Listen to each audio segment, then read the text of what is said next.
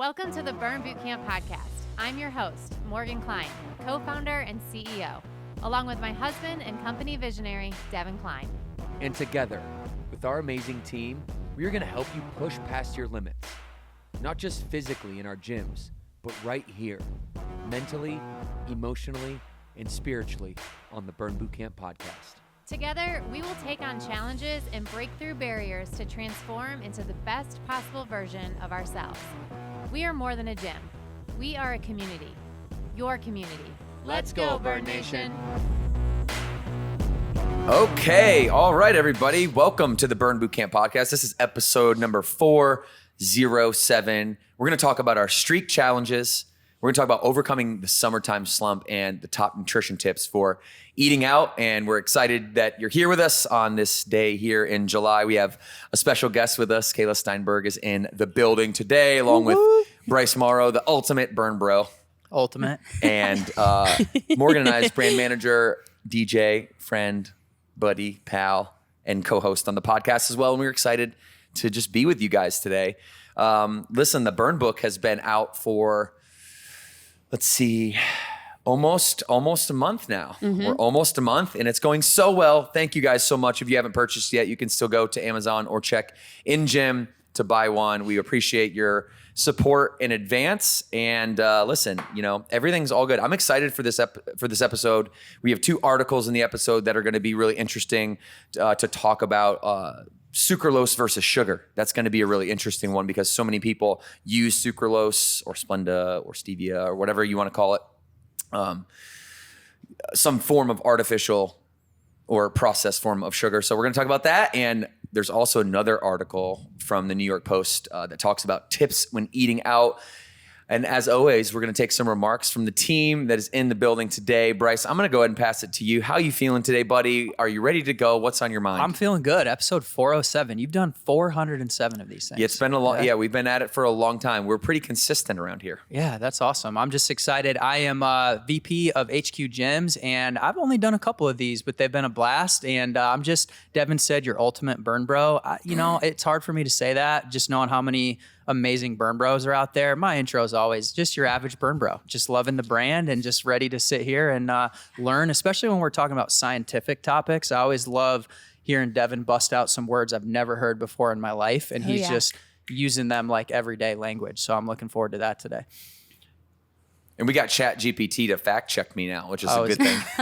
Which is good. Or is that the source of what you say? Is it fact checking you, or when you're busting out like hyper, whatever? Is that where you're learning it from? I'm definitely learning from that. Yeah, I a have a conversation with ChatGPT almost every night. Okay. On just like, go look at the history. It ranges. Is Hi, that ChatGPT. How are you doing tonight? The question I have for you today is... Yes. Is that your bedtime story now? Instead of saying, hey, tell me a story, ChatGPT, tell me about sucralose. It's my new YouTube. Okay. Yeah. Kayla, you're in the building. Yeah. Why don't you give an introduction to yourself for everybody that in Burn Nation that doesn't know you? Yeah, thanks for having me. Super excited to be on the podcast today.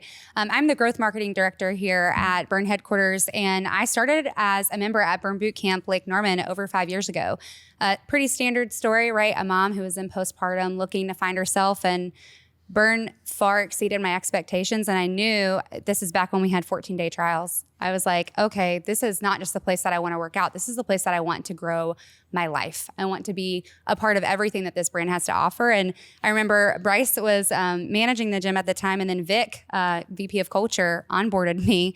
And I'm being onboarded as a Burn ambassador when I started to work at the gym, because I just knew I was all in. And that first day when she was onboarding me for Burn ambassador, I was like, hey, I also would like to work at headquarters. So that kind of started my journey. I started to work out, immediately became a Burn ambassador, fell in love with the brand, started on the education team, and super excited to now have worked at headquarters for 3.5 years, and really happy to be on the podcast today. We can't wait to have you. We can't wait. DJ. Yeah, I've been here for basically my entire adult life. I had graduated college. I had never heard of Burn Bootcamp, but I was just looking for a big girl job and somebody to kind of take a chance on me. And I just remember having this thought of like, man, if I can just get like an interview with somebody, like I know I'm going to wow them. Like my resume isn't a whole lot, but like if I can just get in there and have a conversation with somebody, I'm sold. Was this the guy? Yes, this was the guy. Yeah. 100%. Guy. Who would have thunk it? I remember your interview. Yeah. Yeah, it was. I think you were a little bit surprised about how casual it was. Yes. Yeah. Yeah. Was she suited up? Like No, like a pantsuit? I She was kinda had prepared. some- Somebody had prepared her. Yeah. We had a family friend who was working there at the time. And so she kind of gave me the rundown. I mean, I did come in jeans, which felt very like denim as a yeah, choice. Oh, for sure. Yeah. Formal for us. Yeah. With like a nice like blouse type shirt. And he had just like coming off the floating floor, headband, dripping sweat in his like shorts. And he was like, okay, hey, so how's it going? All right, I got your resume here. I looked over it. It's pretty good.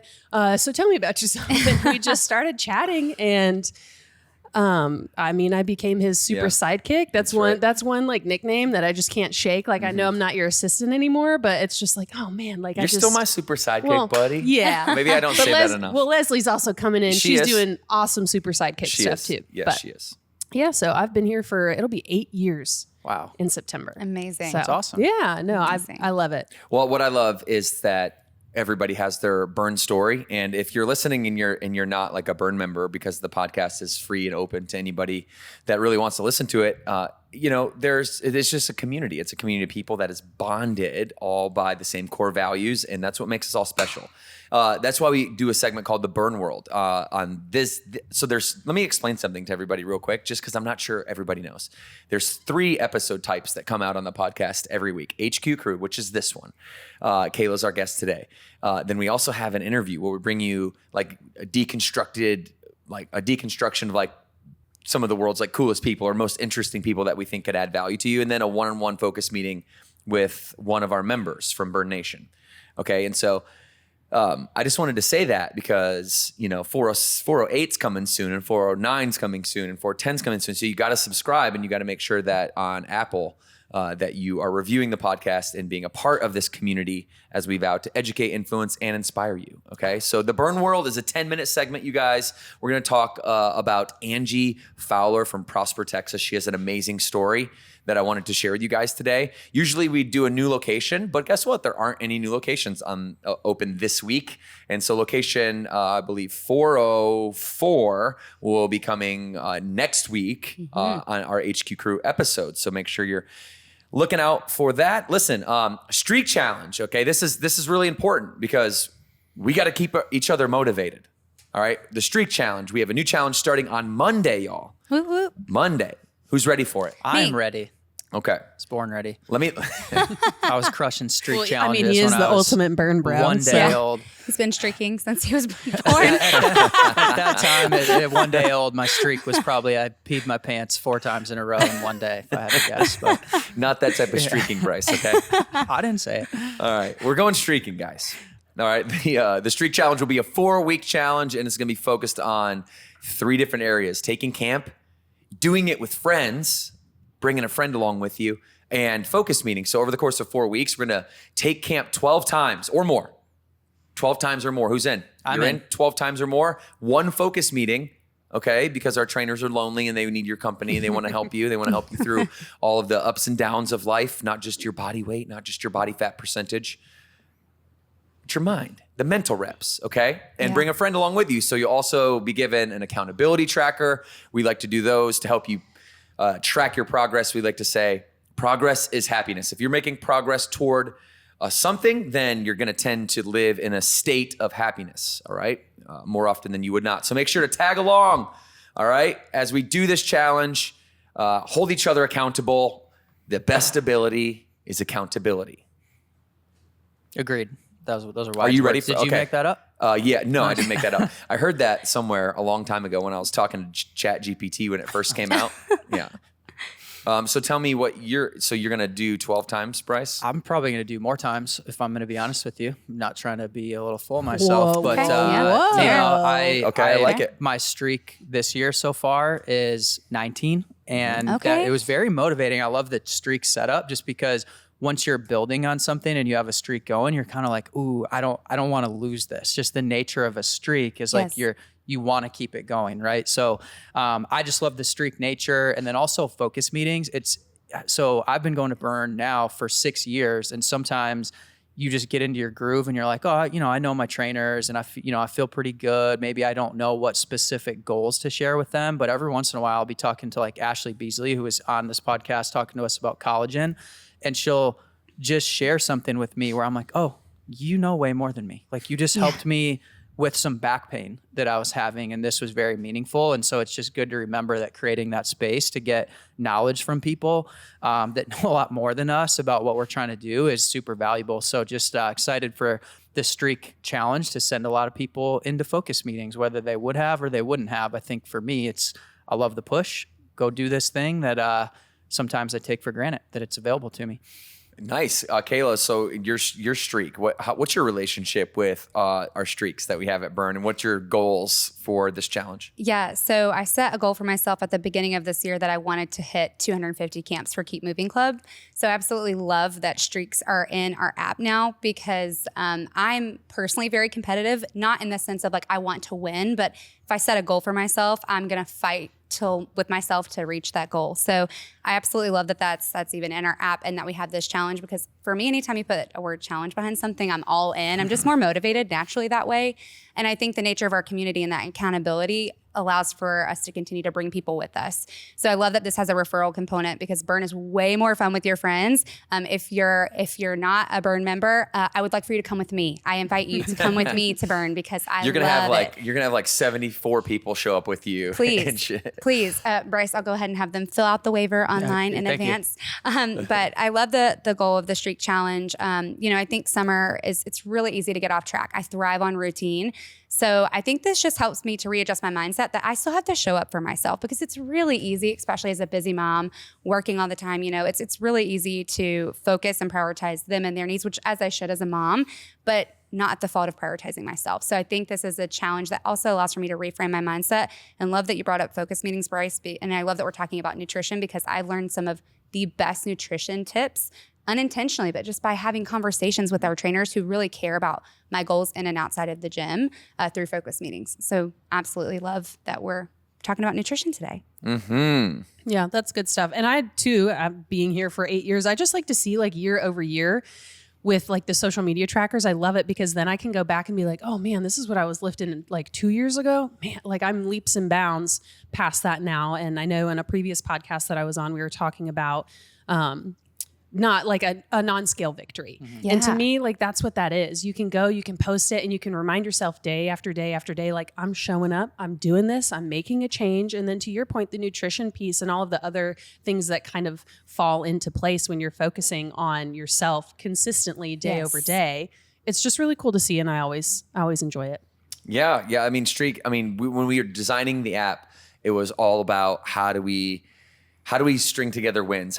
What can we gain rather than what can we lose? Let's focus on consistency rather than deprivation. And so I'm excited for it. I'm competitive too, Bryce. Although I put together many streaks, my longest is 13, but I put together many streaks. And so my goal is to break that PR, to get a PR in my streaks. Okay. During this time. Is that in the time frame of the app where you're seeing the 13, or was that someplace in your journey just to be fair, when we rolled out the app on October 2nd, 2023, I reset my entire account. So I deleted all of my information so that I could experience the app just like a brand new user, because that is where all the answers were found. So your streak previously was like 720 days. No. 1,000 camps. No, don't put me on a pedestal, because I don't think that is reality for anyone. Maybe like Mr. Olympia is like the 6 days, 7 days a week forever. But like as soon as you start having a job and kids and all the life's responsibilities, like 99.9% of us. The beautiful thing about it might not be realistic, but because things like motion and recovery also count now, right? So you actually can continue to keep a streak going with something that is healthy for you, right? You need recovery days. You need those types of things. And we have that built into the app, which has been fantastic. Yeah, for sure. And, we have the technology and we talk about that, but I think what's even more important than what goes on inside the Burn Bootcamp app is what goes on inside the focus meeting room. Yeah. Right? Well, that one-on-one sit down with our trainers where, Bryce, like you said, you learn something new every time. And what I always tried to do as a trainer, and I know thousands of our trainers are out there trying to do this every day with members, is to inspire somebody, to help people find whatever it is, that little piece of them inside that they need to bring awareness to and to recognize can do great things, because we're just trying to gain confidence here. And the workouts are going to do that intrinsically. That's why it's the primary, mode of, kind of achieving health, right? It's not because that it's the most important thing. It's just the most tangible thing. Like you can just do it every day. You can pick up weights and you can then say, okay, I've observed myself picking up this weight, right? Rather than doing the mental reps where it's more behind the scenes, it's more in the shadows. You don't necessarily, people don't get to see that every day. And so, but that's what focus meetings are. It's the inspiration to have those mental reps. And what I mean by that is you're going to be forced to show somebody else, to be held accountable to the things that you said you're going to do. Mm-hmm. And when you break a promise to yourself, that's evidence that there's a flaw in character. If you said I was going to do something and then I didn't end up doing it, well, there's this character gap in between that was stopping you from getting there. So let's identify what that is. Like, do you need more discipline? Okay, then how do we do that? Do we need to redefine our belief system, et cetera? So I think it's just really important to have those focus meetings, and this will help you get on track if you're off track, because it will force you to look in the mirror and say, it's not about the body that I'm getting, but it's about the person that I'm becoming. And if I can become a better person, that's more important than like getting a better body. So anyway, that's why I think about focus meetings. I try to introduce people kind of to who the next level of themselves really is. All right, so we're going to talk about Angie Fowler. Angie Fowler is a Burn Bootcamp member from Prosper, Texas, you guys, all right? And you got to give Angie huge shout-outs. Burn, like most of us, has absolutely changed her life, and she's a mom of 3 and married to her best friend, Bo. She tried every diet workout program like most of us have, and no long-term success ever stayed with her. She, it would work out for a few months, and she'd go back to her old habits. Being a member at Burn has drastically changed her life, and she couldn't imagine her life without her Burn sisters and brothers in Prosper, Texas. She found so much more than just a place to work out and sweat and lift heavy weights. She found a community of accountability, of belonging, most of all, trainers and a staff who truly, genuinely care about her. And she's lost 30 pounds, but that's least important. What's more important is that she's gained the muscle and the confidence, and she's able to do and lift more than she ever thought that she could now. And we all know how much confidence that brings us when, we overcome ourselves in that way. And Burn has helped her create these habits, like these rituals of being strong and showing yourself how strong you are and letting that translate into confidence, and that compounds. And so shout out to Angie. She loves going to camp every day and secretly loves it, like most of us do, when the trainers come over and ask her if she can push a little more, go a little faster, lift some heavier weights, and not to stop on any type of conditioning exercise. And she wanted us to make sure that we said how forever grateful she was, again, to the staff and the trainers at Prosper. Shout out to Deeple and to Mo, who are franchise partners there and on our amazing team. And if I start naming our amazing team, I'll inevitably forget at least one of them, because there's probably 20 of them or so that are there. So I won't do that and just leave it at Deeple and Mo. And listen, you guys, they're fostering an amazing team culture that really trickles down into the members. And Angie really feels that. So I know DJ, Kayla, being Angie in a sense. Yeah. At one point in your life, probably that story probably resonates with you. Yeah, for sure. I mean, it's just tricky to see all of these things going on in society where new fad diets, but they're not they are diets, but it seems like maybe it's a little bit better than your traditional fad diet. Maybe I'll just go carnivore. There's so many amazing health benefits to it. Or maybe I'll do keto because there's so many amazing health benefits to it. And then you feel like you're just caught in this cyclical cycle of oh, okay, well, let me just try. This will be the thing that will help me. Yes. And even though it's not a crash situation where you're only eating almonds and some applesauce, you're eating the proper fuel, but it's just the mindset thing around it where that's the savior is going to be this next new diet. And so I feel her. You try the things, you feel like you've done everything, to where you're just left with your head in your hands going, what do I do next? Yeah. And you need those focus meetings to have them be like, hey, snap out of it. You need to be more consistent. I know you've tried this. I know you tried that, but try it for 90 days, not 30 days, not 60 days. Give it more time. Focus on yourself, on the things that really matter. Protein, maybe getting in some more steps during the day. But no, I I agree. And having focus meetings is what really was able to help me push myself to the next level, because before I was like, well, this is it. Yeah. This is all I got. But Yeah. then having somebody else believe in you, saying, no, you can do more than this. I see you every day. I know what you're doing. You got a little more. Yeah, I'm really happy you said that, because I've always thought this: you show up for one reason, but you stay for others. And I think a lot of us, when we show up, it's to lose weight, right? The diets aren't working, the things that we're doing aren't working. We want to lose weight, but I think when we start to overcome the weight loss or see what Burn's really about, you start to realize that there's so much more to taking care of yourself. And something that I absolutely love about focus meetings, which is really what helped shift my mindset for nutrition. And at the time I was nursing a child who had a dairy allergy, very severe. And so I had to change my entire habits and lifestyle. And our trainers at Lake Norman really focused on one small win at a time, which really helped me to like deal with, I'm starting a new routine. I'm a newer mom. I'm really overwhelmed. I want to lose weight, but I'm also not taking good care of my body because I don't know what I'm doing nutritionally. I've never really had that guidance, and being dairy free at the time, which is something completely new, I definitely was malnourished. And, the trainers really came alongside me and helped to guide me through that and focus on that one small win. So every time I had a focus meeting or every time I reached a goal in the gym, it was just something that was attainable because I could set my mind to it, and I wasn't failing because I was habit stacking, right? I was continuing to build on those positive habits that I had. So 100%. Agree, and I'm similar to Angie, and I have a feeling Angie's going to crush her streak challenge since she loves Burn so much and going. And we were just in Prosper in Texas for Texas Motor Speedway event, and that community, man, they just rallied out there. They were so welcoming. So Angie, you're in great hands. So super happy that you're having a great experience at Prosper. Yeah. All right, we're gonna move on to member Q&A. Okay, so we have a question from Erica from the Harrisburg location. Okay, this is Harrisburg, North Carolina. Erica, thank you for your question. I am a new member and I've been really sore after my workouts recently. What are some good recovery tips to help ease the soreness? All right, I feel like this is my department. Yeah, so it I might agree. be good for me to start on this one.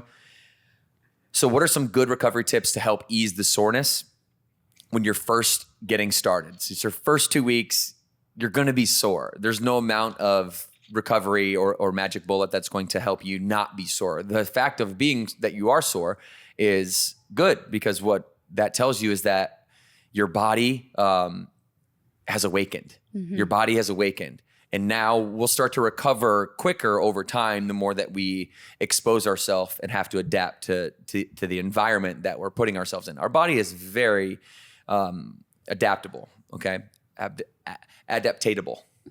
Adaptive. Put that into Chat GPT. I think you got it right. The first Adaptability. it. We have high adaptability. And when you put yourself, you could have somebody that's never gone hiking before, go to like an island vacation and find the 3,000 foot peak of the mountain on that island and go hike it and be sore, but be able to do it. We're able to, our bodies can overcome a lot. So you're going to be sore, especially in your legs, in your lower half. So what I want you to do is focus on hydration, 100 ounces of water, protein, at least 100 grams of protein. And that's the number one thing that you can do in the first couple weeks. All right. Now, eventually, we're going to not have a full rest day, and we're going to build in some lengthening and some recovery. We're going to build in a sixth day if you're strength training 5 days a week. If you're going to camp 4 to 6 times a week, then you're just going to add, one more day of recovery. If you're going to camp 6 times a week, you're going to add that 7th day of recovery, if that makes sense. So hang in there, Erica. If you're sore, that's a good thing. And we have an app that can help you right after the workout. So have a Burn on Demand. I think we're doing a summer special right now, I believe. Yes, doing a summer special, $9.99 for members. Only $9.99. Ooh, get that ad on, It is Erica. a special. It really is. Yeah. And we just released Road Trip, just to plug that in there. Oh, yeah. Yeah, I for, was for gonna the say. summertime too. We so did. new content, only $9.99. And Erica, it's going to help you to stretch and recover. Yeah. To have the access to the lengthening videos, to the recovery, to the mobility, to the motion on demand is just an incredible tool. So use it and build it into your workout. It's lengthening and strengthening are equally as important. And the nice thing about lengthening is you don't have to do it as often. If you have one really good deep stretch every single week, like a 45-minute motion workout, you're good to go. You're good to go. Because the 2 minutes that we're stretching, 3 minutes that we're stretching at burn, where we might, sit down in like a pigeon stretch for a minute or two, it's not gonna do much for somebody has like a tight body. So. Yeah.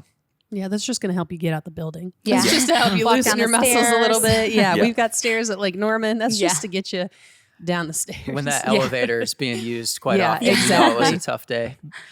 Usually it's just for the strollers, but when you see just everyone just kind of rolling out of that elevator, you're Yeah. thinking, wow, that was a Yeah, the that was a moms are special going camp. like, hey, you want to go down the elevator, right? Yeah. Yeah, you want to press the buttons?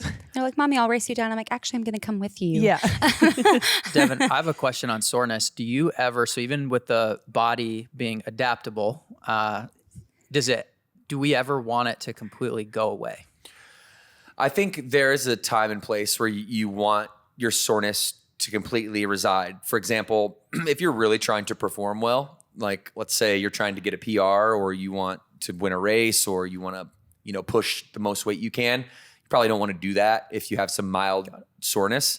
So let yourself recover. I would say generally speaking, especially with a good programming, working out every day, we divide it into splits. So we have 3 and 3. Let's just say 3 strength training days, 3 conditioning days. And those strength training days are designed with the conditioning days to give each major muscle group, 48, 72 hours of rest period in between. So a lot of times our members will think that we're actually, when we're doing push-pull, meaning a push motion like opening a door or a push-up, pushing weight or load away from you, when we're doing that, with pull motions or pulling things towards you, that is push and pull. That's chest and back, right? Those are not just, chest isn't a muscle. Chest has multiple muscles in it. The back isn't just the back. It has multiple muscles in it. And we're working those as primary muscles. And the secondary muscles could be some arm muscles like triceps or biceps. Now, then we might come back 2 days later and do arms, but that doesn't mean we did arms 2 days and, two times in 3 days. Do you guys follow me? Yeah. Yeah. Like we're actually doing biceps, triceps, and shoulders on that second strength training workout. And then once you add up push, pull, biceps, triceps, shoulders, or arms, now you have a complete upper body, targeted approach for that week. So we need to also, go split deeper and don't just assume if I pick up weights with my hands, then it's an upper body movement. And I'm going to be sore in my entire upper body, or if I just pick up weights and use my legs, that I'll be sore in my entire lower body. Sometimes we do posterior and sometimes we do anterior. So we're trying to throw a lot at you to keep you sore. Yeah. So that I guess that's what I was asking, is the being sore, does that come from, if I'm strength training, I'm breaking down my muscles because they're going to build back up stronger, but is the soreness feeling the breakdown of the muscle? And so if you're not feeling the soreness, does that mean that is it somewhat correlated with some of the progress that you're making? Because I don't want to say something incorrectly scientifically, I'm gonna not answer that today, and I'm gonna save that for a different day. But what I will say is that if you are mildly sore, it is not a reason to not work out. Got it. Right? Like let's come back to the science part of it. It has something to do with lactic acid threshold Okay, and, so there's and beta more alanine. variables Yeah, than there's just- more variables. Yeah. Than just the recruiting of the muscle fiber themselves. There's no like post residual pain from that. It's the inflammation that happens in the muscle belly that makes you feel that soreness. So from a practical standpoint, if you're working out regularly, you're not trying to peak for a certain performance metric, and you're not leaving every day like Yeah. you can't move, but you're feeling it. It means you're working, right? And you Like- just do some of these things we talked about, and it's a good thing, but it also can somewhat be correlated to, hey, I worked my muscles. Right. Like, Yeah. I mean, feel when's the last time that you guys have like gone a week without being sore at all anywhere? It's been a bit. No, it's been a while. It's been a minute. I woke up this morning pretty sore Yeah, after same. core day yesterday. Getting out of bed after core days. I'm still sore from like leg day last week. I know, but it's good. To me, when I think of soreness, as long as it's not pain, I think of my body's changing in the way that I want it to, right? So I think it's that mindset, right? And it's making sure that you're doing the stretching and recovery, you're hydrating, you're getting your protein in, and making sure you know the difference between soreness and pain, I think is really important, because I do think that, when you get really into things, you might think, oh, I'm just sore, but it might be hurting. Okay, well, that's when you have to stop. But Yeah. Yeah. My baseball coach used to say, what's the difference between injury and pain? Can you throw the ball or can't you? Yeah. Right. Like that's pretty. Yeah. If you can't and you're injured, that's a big deal. If it's just painful, then you're likely able to push through it. Our bodies are tough and we're resilient. I would recommend don't succumb to this everything hurts mentality all the time. If you believe that your shoulder is constantly hurting, if you believe that your knee's constantly hurting, this is from my own experience as well. I've had 2 knee surgeries on my left side, and every time I'm like, oh, my knee hurts, and then it just starts hurting more and it starts getting inflamed more. And if I'm like, there's part of it that's psychology, part of it that's actually like your physical. Like I don't have a lateral meniscus, so I feel what you're saying. Yeah. We gotta show up if we're like mildly sore. Yeah, 100%. For me, keep moving helps me too. I don't know. Again, I don't know the science behind that, but I can, as a new member, if you haven't gone through that adaptation, right? You might feel it a little bit more, and there's a tendency to just say, hey, I'm going to sit put.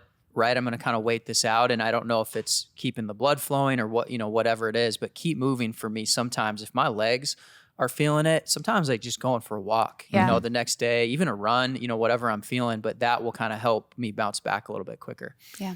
Agreed. Yeah, you're flushing your lactic acid out. We used to call that a flush. Remember, Beamer? Oh yeah, well, we know it well. It was either that or they just didn't know what to do with us when we were done pitching, and they just said, "Hey, go run for a couple hours." So many fun terms in baseball. Yeah, I know. Flush. Okay. Every time Bryce and I get on the podcast together, there's always we always nerd out around baseball and all the locker room talk. Yeah, stuff no one else can relate to. So. Exactly. Probably shouldn't. Okay, everybody. Listen, so we have this New York Post article, How to Order at a Restaurant If You're Trying to Lose Weight. This is the name of the article. Bryce, you read the article. Yeah. Why don't you break down what it means to us? Yeah, so they tee it up by just saying, on a diet but still want to eat out, expert reveals what to order at a restaurant if you're trying to lose weight. So I think we probably look at this like, hey, maybe not so much a diet, but just are you eating out and what is your relationship with that and how do you stay on track with your goals? So it just bullets out a couple things to think through. So the first one is swap French fries for a side of veggies. So I think the first concept is really what are you feeling? And then is there a swap that you could do and still have the same experience and have a healthier outcome? Go lean with protein. Rethink your drink. I like that. A little rhyme there. Rethink your drink.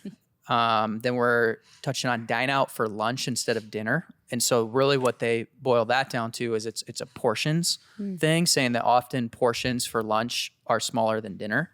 And then order a veggie soup as your first course and ask for veggies with a dip and visualize portion sizes. So if we had to kind of boil that down, it's what types of choice are we making? So what protein am I getting? What typically would come with eating out that would maybe be an unhealthy side that's pretty common? That's probably why they swap this for French fries, right? And then also they're talking about portions. So to me, when I read this, as someone who doesn't go out a ton to go out to eat, it's just I'm cheap. So it's not, we're getting groceries, but I'm thinking this really just seemed to me like tips for eating healthy all the time. And this is maybe more about for someone who does go out to eat frequently, whether they need to for work or that's just something that is part of their lifestyle. What's my relationship with going out to eat? Because all these health tips were the same things for me when we're in the kitchen at our house is kind of how I was looking at it. What do you guys think? Yeah, no, I agree. And I think it's one of those things too, where are you having to do it consistently for work or are you just trying to make better choices when you're going out to dinner with your friends? Yeah. I went out to lunch the other day with a couple of coworkers because we had celebrated finishing a course that was implemented at Burn Boot Camp, Burn Leader U. I'm officially a certified leader. But at lunch, I had asked for the sandwich basically in a wrap. And she was like, no problem. Well, it came out in a bun. And I said, well, not a big deal. Just take the bun off, still eat it just the same. And there you go. Like I was wanting to opt for the healthier option and it made it even healthier because it came out in a bun. But it's just one of those things where it's like, is the bun really like making this meal for you? Probably not. So you can opt out on that if you really want the fries. I think it's also just understanding when you want to have a little bit of that like thing and indulging in it, as opposed to always saying, well, I'm eating out. I always have to eat healthy. And then that's where like a binge eating cycle comes in. So if you want some sweet potato fries, have some sweet potato fries. Just take the bun off of your burger or your chicken sandwich. And I think it's just the little things. It doesn't have to be revolutionary when we go out to eat. Yeah, I agree with that. That kind of brings me back to one small wins and focus meetings. One of the best pieces of advice that Ashley Hearn ever gave me was hunger often shows up when you're thirsty. And I thought that was such an interesting thing. And I had recognized that I had not been hydrating my body properly. So her recommendation to me was every time you go out to eat, or even when you sit down before lunch or dinner, have a full 8-ounce glass of water and then reassess your body. Like, are you really so hungry and starving and you need to overeat, or were you genuinely thirsty?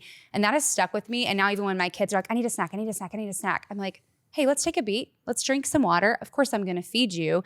But that allows for, I think, me to not binge eat or overeat or to crave those choices that aren't as healthy, because I do find myself, I love a good French fry. I'm not going to lie to you, right?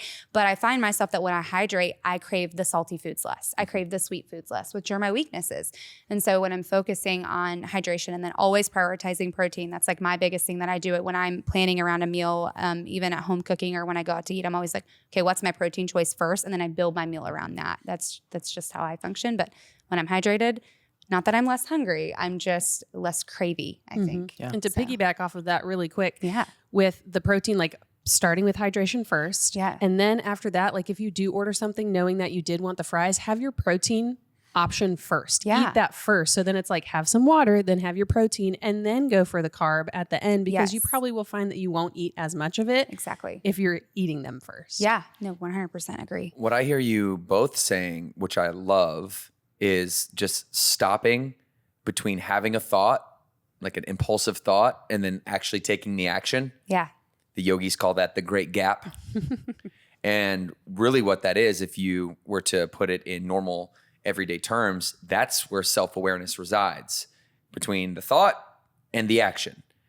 So if I can go out to dinner and I can say, ooh, I'm about to have the whole bottle of wine and the bread and the 3-course meal, well, that's 7,000 calories or whatever right there. Yeah. It's like, okay, that thought isn't my thought. I don't have to own that thought as if it's mine. That's what most people think. That's what most people, they want to feast when they go out to an environment where feasting is, everybody else is doing it. So if that's not your thought, everybody has that thought. So the self-accountability comes in when you're aware enough to realize that that restaurant that you're in, it has a kitchen.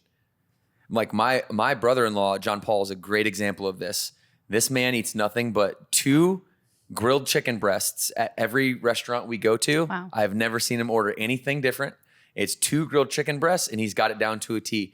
He says, I don't want anything off the menu, please. What I'd like to have is 2 grilled chicken breasts with no salt, no oil, or no additives of any kind, just 2 grilled chicken breasts. Would the chef be able to do that for me? Amazing. Right? Yeah. Every single time. And I'm not saying that you have to be that extreme. I'm in awe of his accountability around that. But I am saying that's a decision that he made. And then now this is available to him everywhere he goes. Right. So a lot of times we'll use the backdrop of the environment or something external outside of ourselves, rather, as a reason why we take the action, when really we should have went inside and we should have went inward and say, hey, do I really want to take this action? So that's where the gap comes in. If you can just pause, like you guys are saying, between the thought and the action, and insert awareness of, hey, maybe I just do need some water. Yeah. Yeah, maybe. And okay, now am I hungry? Oh, maybe I'm not as hungry. Well, I'm still a little bit hungry. Okay, well, maybe I should try some grapes next instead of like the whole bag of Chips Ahoy that's in there, you know? Yeah. And you start just slowing down the game a little bit. This happens in sports all the time too. The thought versus the action. The people that can slow the game down, as a lot of our coaches used to say to us, that person has a thought, and then between their thought and their action, there's time to assess what's going on around you. And it's not thought, action, Yes, because then you're out of control. Yeah. You don't have any control. There is no self-control if there's no self-awareness.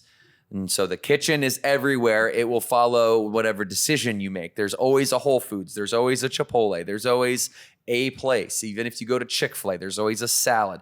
It may not be the best salad. You can argue against that, right? But there's always something that's better for you than what you chose. You can't argue against that. Yeah. So that would be my take on everything that they're saying in this article. And I love the little tips and everything, but you guys know my style. It's much more about the inner world and the four walls of your mind that really lead to making those decisions or those selections rather than the selections themselves. Yeah. For me, planning is important too. Yeah. Because if I know that I'm going out, I try to stick with like the 90-10 rule. And so if we're going out and I know I've got 2 places to go out, I know, can I have a burger here? Because the other 90% of my week, I'm not. And that's just a personal way that I look at it. If I go out and I'm going to buy something off a menu, I want to enjoy it, but I'm not having that through the rest of the week. This is the place where I'm doing that. So kind of taking a week's view to say, okay, what do I got going on? And then how do I abide by this 90-10? It can look many different ways throughout the week. And if that looks like having a cheeseburger with the bun, DJ, sometimes that happens, and I still end the week feeling pretty good. And, it works for me. It's all about balance. For sure. Have you ever seen Steve Jobs like in multiple photos lined up next to each other? No, and I you can't notice say. Can't say he that I always have. he always has the same clothes on. Oh, well, that, Oh, yeah. yes. Yeah, Okay, yeah, Okay. yeah. So it's kind of famous for that, right? He always has the black turtleneck and the jeans on. Yeah. And this is a metaphor because the reason he did that was because he had to make so many decisions every day that he just needed to make one decision to cover thousands of decisions. So he never have to choose what to wear again. That's a metaphor for what you can do when you go out to restaurants. Speaking of like no bun, you can go to a restaurant and you can be somebody that says, when I order, I never get a bun. Yeah. And then you don't have to ever make the decision every time you go out. You just know you're getting that double cheesy with no bun, right? And you're going to get a little sauce to dip it in, and you're going to feel good about it because maybe it's not the most healthy thing, but it's healthier than the choice that you would have made. And you'll be proud of yourself for that, and you'll uphold your promises to yourself of like wanting to be healthy. And that's good for our mental health as well. So thank you, Steve Jobs, for the turtleneck metaphor. Yeah, because you can't forget the sauce. Yeah, sounds like Yeah. you guys When you go out don't to like eat. bread. I don't know. I mean, gosh, a good bun, a little Hawaiian No, roll or listen, something like that. A nice Ooh, warm baguette with like I a little know. olive oil and pesto. Chef's Agreed. kiss. 10%. I love 10%. bread, but I'm definitely more of a sauce person. So if I'm choosing between the two, Yeah. I'm opting for sauce Same. over bread. That's my I'm a my saucy choice. gal. Blanched flour for every one piece of blanched flour loaf of bread that you eat, you take 3 days off your life. So I'm going to be like, I don't know. That Do is, the I don't math. know if I that's can't do- true or not. That's not true. Listen, Somebody if got it's my time, it's my time. It's going to be a fact check fun GPT. 85 Yeah. years, though. That's Yeah. Yeah. All right. That's interesting. Any other tips on when to eat out? Do you have to go to restaurants because of their healthy options? Do you choose healthier options throughout the day, knowing you have something coming up because you may eat unhealthy? What other conscious like decisions have anybody else made while we still have like 1 minute left? Well, I know for me, especially when it comes to work, knowing like if it's quick service, right? So we're talking about kind of sitting down and that experience. But as someone who does travel for work quite a bit, especially Monday through Friday, I don't want to get out of a good routine of eating healthy. So knowing like what are the places that you can go where you know something that you like. For me, it's Chipotle.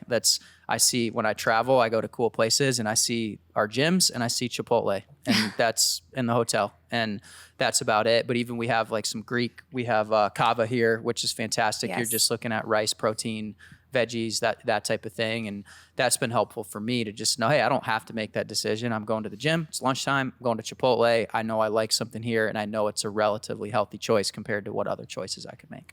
Yeah, I love that. I know you guys just did an episode recently about like on the go and snacks. And I think that's the biggest thing. Like when I travel for work too, I really make sure to prioritize my snacking habits to be really healthy because yes, I love Chipotle also, but I'm not the person who can eat the same thing over and over again. So while with mad respect to you, I know that I might find myself in a situation where I may not be presented with the healthiest options. And while I can make conscious decisions while I'm eating out, if I'm prioritizing protein in my snacks or the healthier options in my snacks to maintain me throughout the day, I tend to feel better about that. And then I may eat a little bit less if I'm at a restaurant that maybe doesn't have the healthiest options. Yeah.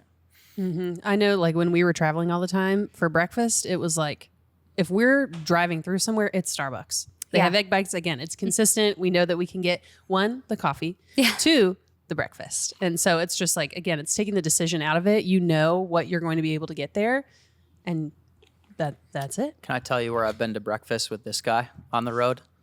McDonald's. But you know what he says? I won't air you out here because this is a positive thing. You know what he says? Hey, he just goes off menu and says, hey, can you guys just give me a whole mess of eggs? That's what he says in the drive-thru. A whole mess and of eggs? Sometimes they're like, yeah, we can do that right away. Sometimes they're like, what? Because they've just never heard anyone say that before. But I don't think you've ever not gotten your mess of eggs. Yeah, no, I like to do that from McDonald's. Yeah.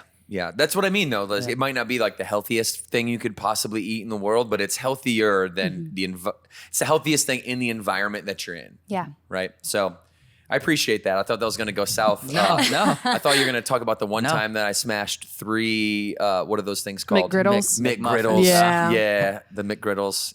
You know, we all have our moments. Here and there. People. We all have Our our vices. moments. It's all about balance. Jesse from the Lake Norman location, shout out Lake Norman flagship. She asks, what are your thoughts on carb cycling? Is it beneficial to eat more carbs on cardio days or less? What are your thoughts?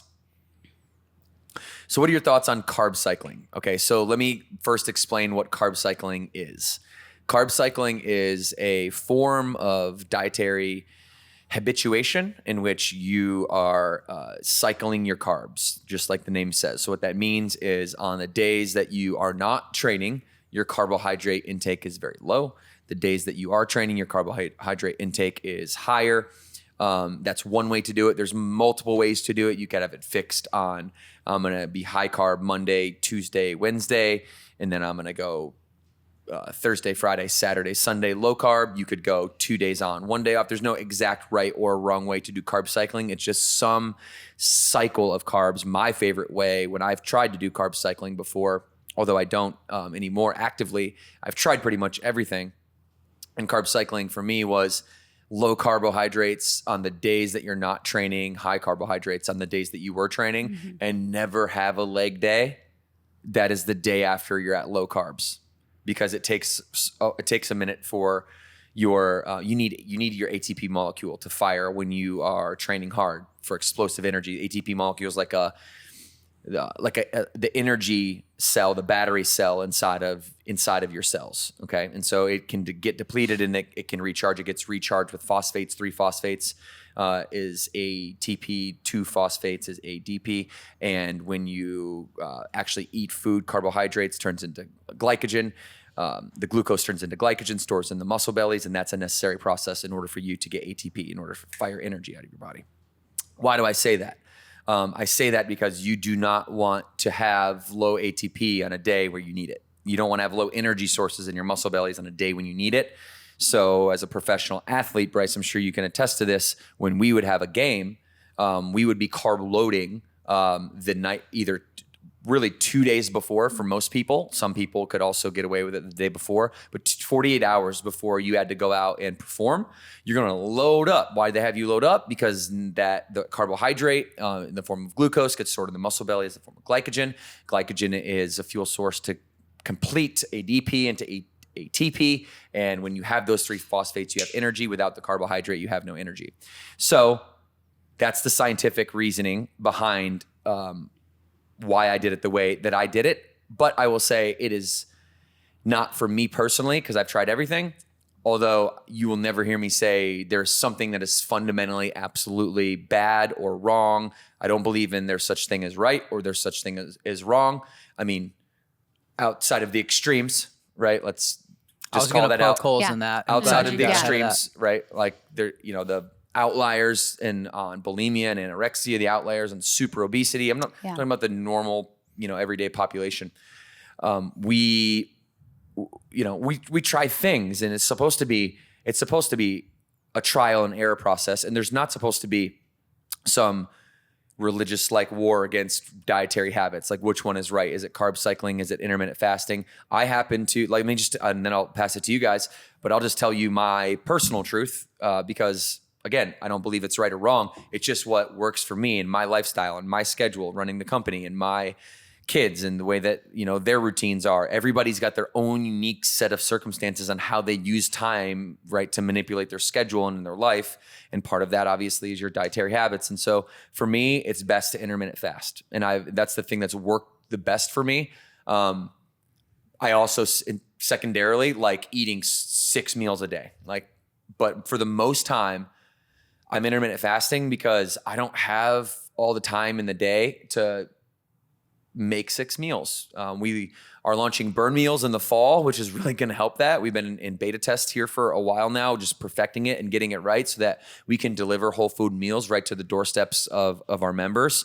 And it's really, really helping me. Like it's for busy people, like I'll pay a little premium for that pre-done meal I can just stick in the microwave for 2 minutes and it's whole foods and it's clean and it's so good. I'm so pumped for Burn Nation to be able to get their hands on that and to be able to experience what I have. But intermittent fasting works the best for me. And this might sound crazy to some of you, and I don't think this is advice for any of you out there. Like maybe a select few trainers that have been in the game for a while, experimenting with their bodies for 10 or 15 years. But for like 99.999% of you, let me just say that first, like, do not do this. Okay. Do not do this because it is an extreme way to diet. And I've tried everything and you don't just like pick up a basketball and go to the NBA. Right? Like you have to practice and go through the levels and feel the failures and adapt and get bigger and stronger and faster. So my feeding window as of like the last 3 months since I started really concentrating on getting lean and healthy and having more energy and all that. My youngest kid is 4 now. So like everything's kind of renormalized for my lifestyle. They're through the terrible 2s and 3s. Oh yeah. So my feeding window is 4 hours and I will break my fast with a protein shake.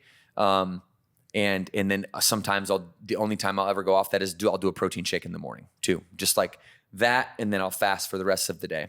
So is it a technical fast? No, but it's what works for me.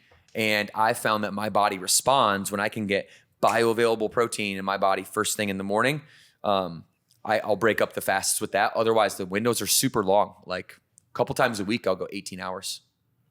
Yeah. Well, and that you're saying that's what works, but the traditional fasting would be you're trying to have a window in which your body does not have to digest. Is that why, like if you say, if I break it, that's technically what a fasting is, hey, I have nothing. So my body is not processing anything except for this specific window. Is that why you say that's a little different?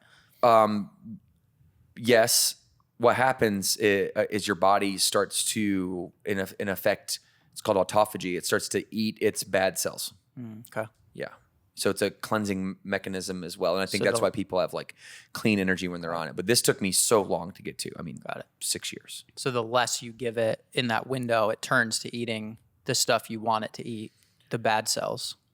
Then you feed it the stuff that is fueling your body, and then it kind of just repeats every day. And then I want to hear Kayla and DJ's story, but I also definitely have a tendency to binge eat at night. This also really helps that because I can compress the amount of time. I don't have to change the habit of eating a lot of food in a short window of time. I just designate all food to that time, right? So, I can have 2 afterburn bars and a, fig or something like that, like a Lara bar and not with a big glass of almond milk and have 600 calories of that. And I feel okay. And I'll space it out. So I'll eat like every hour on the hour for 4 hours and have really big meals to equal 2,500 or 3,000 calories. Yeah. But like I said, that shouldn't be mistaken as advice for anybody. That should just be that should be taken as, if I continue my journey, I will find some rendition of one or more of these things that will work for me and that I can sustain that fits into my lifestyle. So Jesse, keep trying. Kayla, what has been your journey with trying all the different trial and error fads? Yeah, I think I've definitely struggled with trying fad diets, mainly because, and truth be told, there's a lot of education that I think goes into all of these. And it's not just education, but then it's preparation. And when we get into the fact of being a busy mom with 3 kids, working full time. You've got my husband over here. I've also got to pay attention to, and then I've got my social life, right? It's really hard to, I think, commit to fad diets. So instead, what I've really focused on is, again, taking my learnings from focus meetings and, even from working at Burn, and really just making sure that I'm really intentional with my meals, not overeating. I love that you brought up Burn meals. That has helped me so much. I'm so excited for when they launch. You've been in the beta program, right? Yeah. Talk a little bit about that. Oh my gosh. without sneaking out too much, there's a very favorite meal of mine that is an enchilada, and I won't give away too much, but I will tell you it is like my guilty pleasure because I feel like I'm at a Mexican restaurant, but I'm eating healthy and I feel so satiated.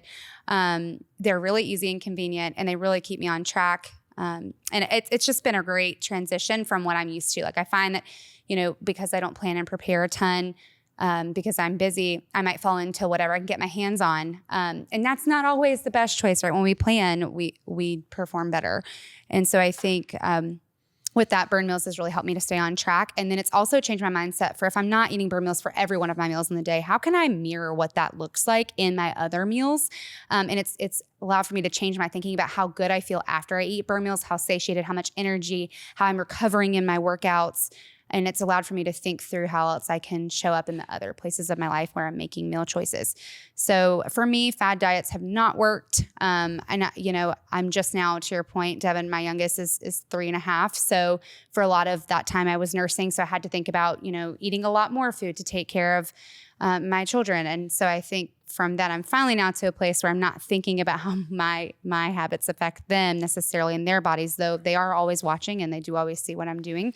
So fad diets aren't really for me, just prioritizing protein. And I think making healthier snack and food choices as a whole and Burn Meals, 12 out of 10. Super excited for that for Burn Nation. So Yes. Yeah, no, they're so good. There are a couple meals on there that I'm like, I must get my hands on this. Like I must have this every day. It is my new hyperfixation meal. yes. And I have to have it every day for lunch. But I agree, the fad diet thing. But to answer the question specifically about carb cycling, I think it's one of those things too, to like Devan's point, he's figured out what's worked for him. If you think that might be something that will work for you, I would say test it out. It also depends on, are you in the stage of having multiple children to where you're like, if I had to make one more choice about like, okay, today is this day. All right, so I got to get this amount of carbs in because that's this day, I would implode.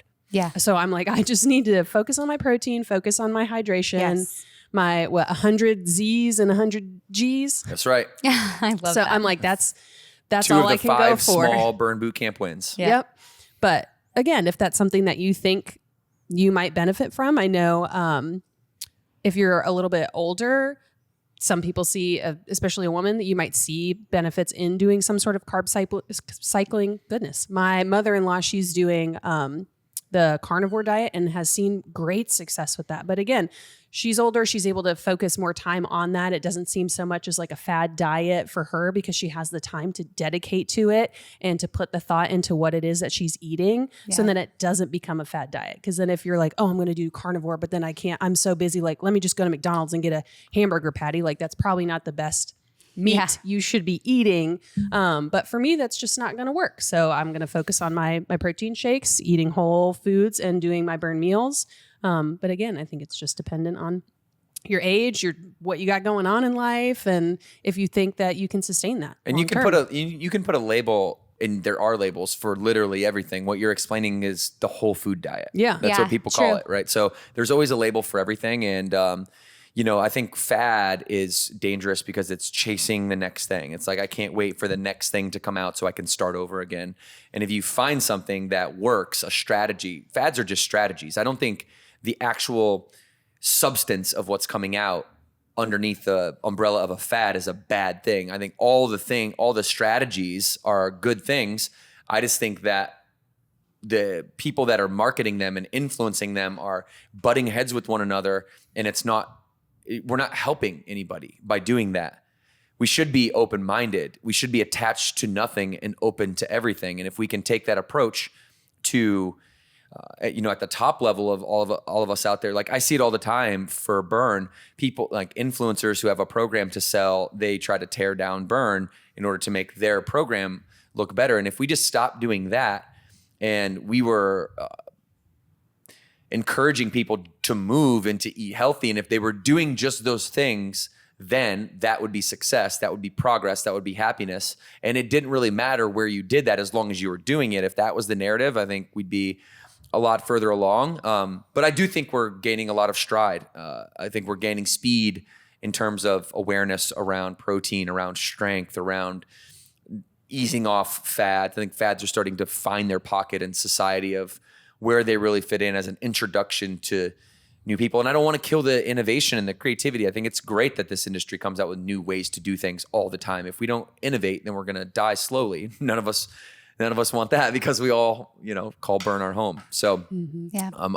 we are going to transition into an article. All right. The second article today, it's artificial sweetener versus sugar. Okay. Which one is better? Bryce, let's break down this Forbes article from Forbes Health. Yeah. So this Forbes Health article is just basically pros and cons of both options. So it starts by just touching on the basic thing is that the human desire for sweets is rooted in survival. And the reason that is because sugar is the purest energy available to us. So sugar contains 4 calories per gram.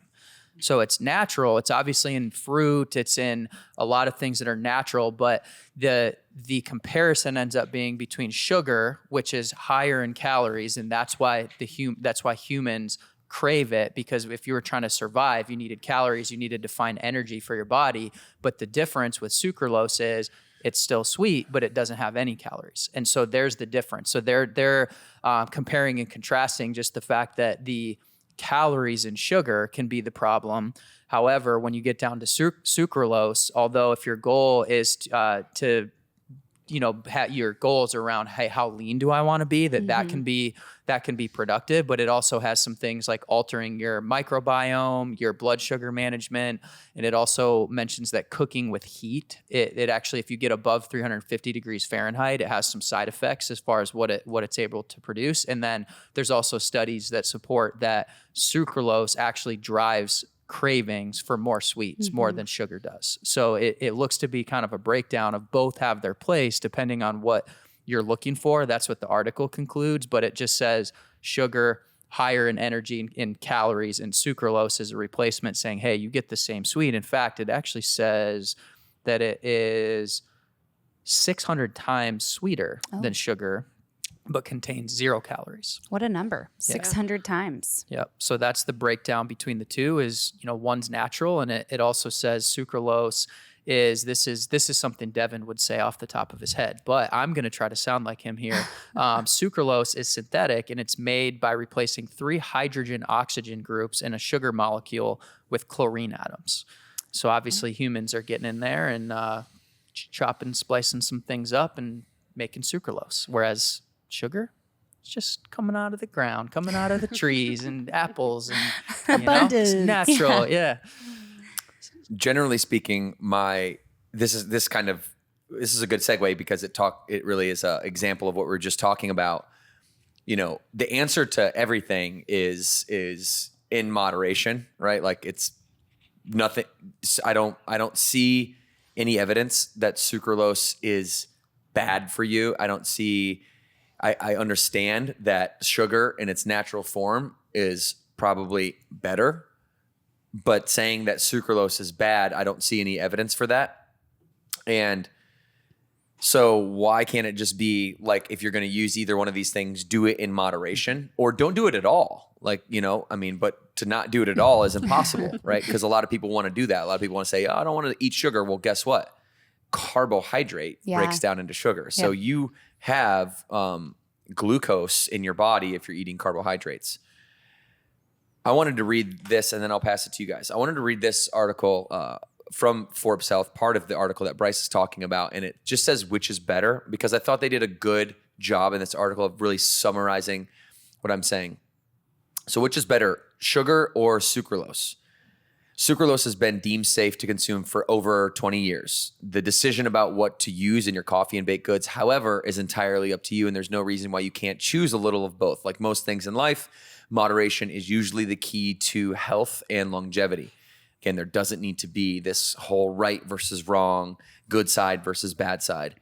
Many people use artificial sweeteners because they're trying to cut back on calories and lose weight, but recent research in the Frontiers in Nutrition suggests that artificial sweeteners don't have any significant effects on body weight and glycemic control in clinical settings. And that was by an MD, Pang, Gossens, and Black.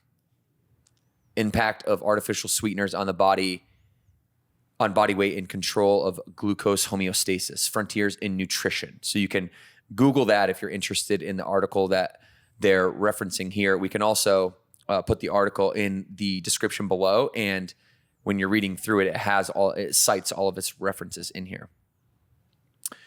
So it says, if weight loss is your goal and there are no significant effects either way, consider the following questions. Do you have a taste and preference? Do you feel different after eating one or the other? From there, you can choose what's best for you.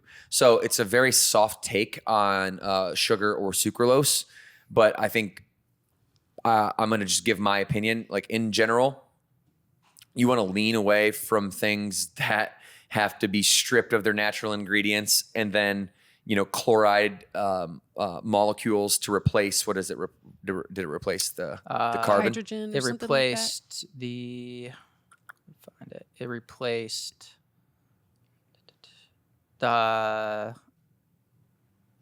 replacing 3 hydrogen oxygen groups in a sugar molecule with chlorine atoms. With chlorine atoms, yeah.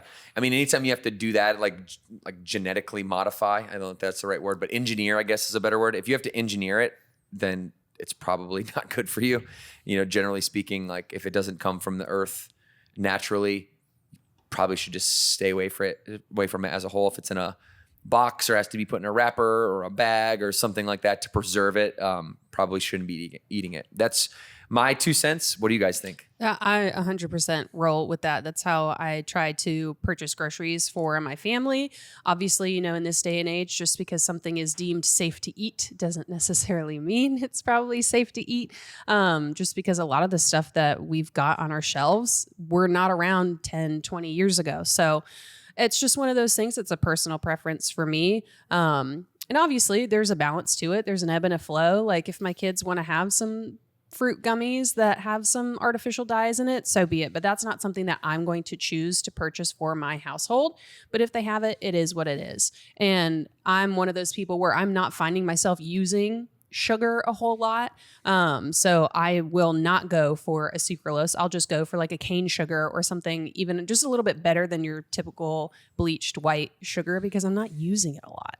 So then that way I'm like, yeah, I'll go for a natural sugar. Like, I'll go for the sugar in my coffee, or that's what I'll use in some baked goods. But I think there are ways that you can still get that sugar intake without having to go with the artificial sweetener all the time. Yeah, I agree with that too. And I think that, if you're someone who has a sweet tooth, there are a lot of different things that you can opt for instead of like sugary processed foods. Devan, you mentioned grapes earlier. That's one of my favorite things to go to. Like, if I'm hungry late at night and I'm like craving something sweet, I'm opting for fruit. Even though there's still sugar in fruit, it's not the extra processed stuff. It's the natural sugars. So that's definitely my preference too. And then, I'm always assessing how sugar makes my body feel. And when I have high intakes of sugar, it's typically followed by a headache. I'm typically very sluggish. Like, I don't feel like I fire as quickly. So, I'm not saying that I eliminate sugar entirely, but I do make an effort to limit it. And just because too, my children are watching, and they're always exposed to a bunch of things at school. Like, every time there's a treasure box situation, they're always getting a piece of candy. So I try my best that in our food choices, making those conscious decisions to limit sugar intake, because I know that they're getting it in other places, but I want them to understand how to make our bodies feel good. And I also know, this is getting into some scientific stuff too, but when you eat a lot of sugar, it breaks down your immune system too, right? And then you can't fight things off. And so I think about always just assessing how I'm feeling, and always being very aware if I've maybe indulged in a little bit too much sugar and how I feel after the fact, and just taking audit of that constantly. Because as we get older and things change, you start to feel a little less great after making some of those decisions. So. Yeah. I think when I think about this article talking about sugar versus sucralose, I more so think about kind of like the added stuff, right? Like, I'm thinking about coffee. What am I putting in it? We just don't, like DJ said, not a big part of my diet. So it's not something that throughout the day I have to really think like, ooh, okay, which sweetener am I choosing? Because it's such a small part. It's really like, we don't eat a lot of baked goods. It's not something where that's a decision of what is this baked with? And so, again, I think we just touched on everything in moderation, and it's also an interesting concept to just think about if it didn't come from the earth. I tend to lean that way just because you're like, look, that's natural, we're natural. but it's also just an interesting concept because there's probably a lot of things in medicine. If you think about back in the Civil War, how they were treating people who got injured and they're getting sick, like the way they would just get rid of legs with like a saw and then it would get infected. And we've got a lot of things that have been developed through science that have advanced us, but it's that path of figuring out like, okay, what was needed because there was no natural way to, fix this solution, but hey, we had a natural solution here and this is going in my body. And so it's just an interesting concept to kind of wade through. Natural is better. And hey, what are some productive advancements for all of mankind, humankind? Yeah, I'm interested to continue to just follow the literature on this and just watch it unfold. You can find a lot of stuff on it already, but as you saw in this Forbes article, there's also studies that, maybe they have a biased outcome, but they're third-party peer reviewed, and they're showing that there aren't so many negative effects of sucralose. So I don't know. I don't know until I see somebody that studies it at a molecular level. I just have an intuition that it's like moderation. Like, have it. It's not going to kill you, but if you just, there's such thing as water toxicity. You can die from drinking too much water. So take that as it is. If we were eating, like sitting down and our meat was either sugar or sucralose, I might have to give it a lot more thought. But when, when it's typically throughout our day, it's a little bit of sprinkle. I want my coffee to taste like a little treat, like what Kayla's got going on here. I know, what am I going to choose that it comes up a lot less than I actually have to fuel my body with a meal that doesn't involve either of these two? Yeah, it's just about the awareness. Know what you're eating. Know what you're putting in your body, and I won't tell my kids they can't have anything because then the first thing they're going to do when I'm not looking is going to go run and grab it. So 100% agree with that. All right. So Casey Turner from Norman, Oklahoma asks, on conditioning days, I struggle to keep my heart rate down. On my Apple Watch, I always seem to be in zone 5 for most of my workout. Is this normal, or is there a way to help regulate my heart rate or better on conditioning days so it doesn't stay so high for so long? All right, Casey. So I'm going to assume here for this little response to your question that there are no underlying heart irregularities. There are no genetic predispositions to anything irregular with your heart, and that you're perfectly normal. And I'll give my advice through that lens. This is contradictive in a way, but the number one piece of advice I have is to exercise more and go harder for longer, because the harder you go for longer, the more your heart rate is going to be lower when it's resting. So engage in that activity, and as long as, like I said, there's no underlying issues, push your heart rate, push it. Your heart's a muscle. It needs to be pushed. Now you can practice deep breathing if you start to feel like it's getting a little bit too high. And I think that might be where you're getting. But as soon as you feel like you're in control, go push it back up again, as long as the underlying conditions allow you to do that. So 3, 4, 5 big deep breaths. We call this the 5-second rule at Burn. So if you're going, and I come up to you and you're braking and I'm like 5-second rule, what I really mean is that you have 5 seconds. Really, it's probably more like 10 to 15, to be honest with you, to take 2 or 3 big deep breaths to re-engage with yourself and to go again. So try to do that more and be intentional. You could also practice deep breathing outside of the gym. If you don't already meditate, I think meditation is a beautiful form of deep breathing that also has so many psychological, mental health, emotional benefits as well. So you can kind of kill 3 birds with 1 stone. If you get into some meditation, it will help your heart rate stay down. You'll be more in control of your deep breathing practices. Simple things like reduce stress. How do you reduce stress? Realize that every time you have a thought of frustration, but going back to the big gap we talked about earlier, that frustration is not your thought, and you don't need to grab a hold of it, and you don't need to express that emotion in the moment. Let it go. That's the number one piece of advice. Stay hydrated. Reduce caffeine if caffeine makes you feel anxious. Reduce alcohol if alcohol makes you feel anxious. Reduce marijuana if that makes you feel anxious. Reduce things that make you feel that way is my point, I guess. And, just manage your stress overall. And managing stress will bring down your cortisol levels, which will have amazing benefits hormonally throughout your system.